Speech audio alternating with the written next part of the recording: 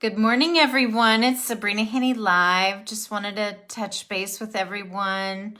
Hope you guys had an amazing Christmas. I hope Santa Claus was good to you. Anyway, wanted to talk a little bit today about real estate. I know it rarely comes up because I know people...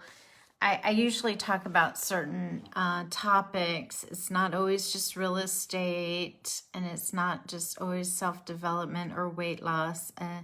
It's just a blend of everything that I feel upon my heart I need to share, and that's how I determine what I'm going to talk about. It's kind of like spur of the moment, what I feel that I need to talk about.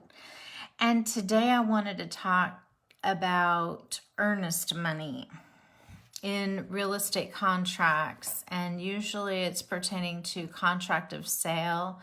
This could be pertaining to any real estate transaction. The seller more than likely to know that you are a serious buyer and that you can actually uphold this agreement with the seller is going to require earnest money. Now, this may vary.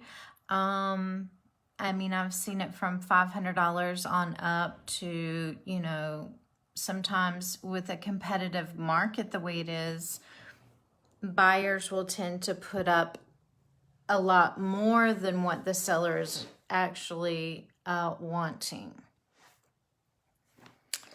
But you need to know what you're doing when you put up your earnest money. Earnest money is placed to hold the property, and it's also placed during basically the 10-day due diligence process. Well, what is due diligence? Due diligence is allowing the buyer to actually do their homework on the property regarding inspections, termite inspections, home inspections. I mean, whatever inspection you want to do on the house. I mean, you can do foundation inspections, mold inspections, roof inspections. And also, if you're working on an investment property like a flip, sometimes you might need to get builders in there.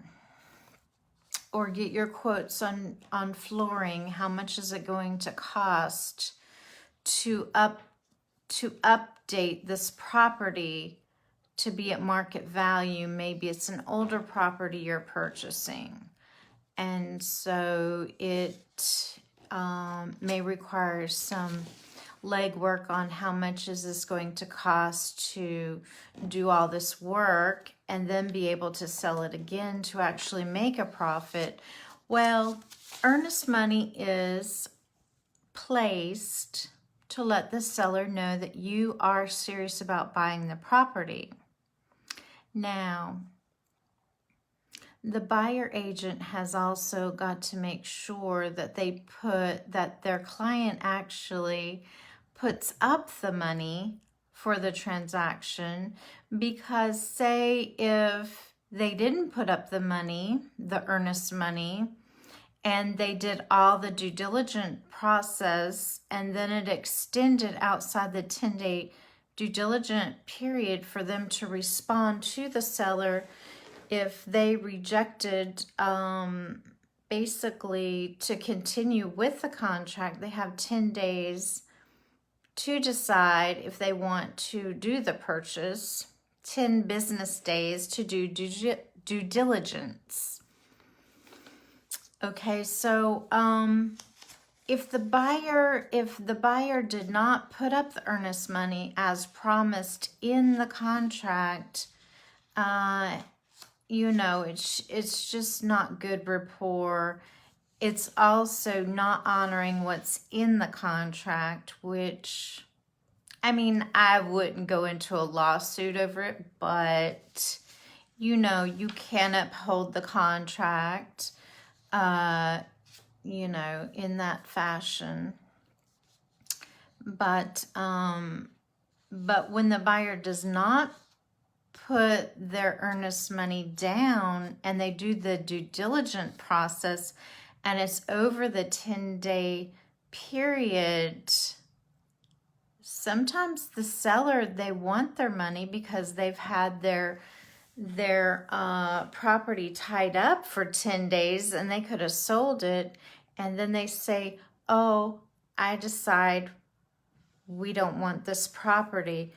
Well, the earnest money was never put up to begin with, therefore the seller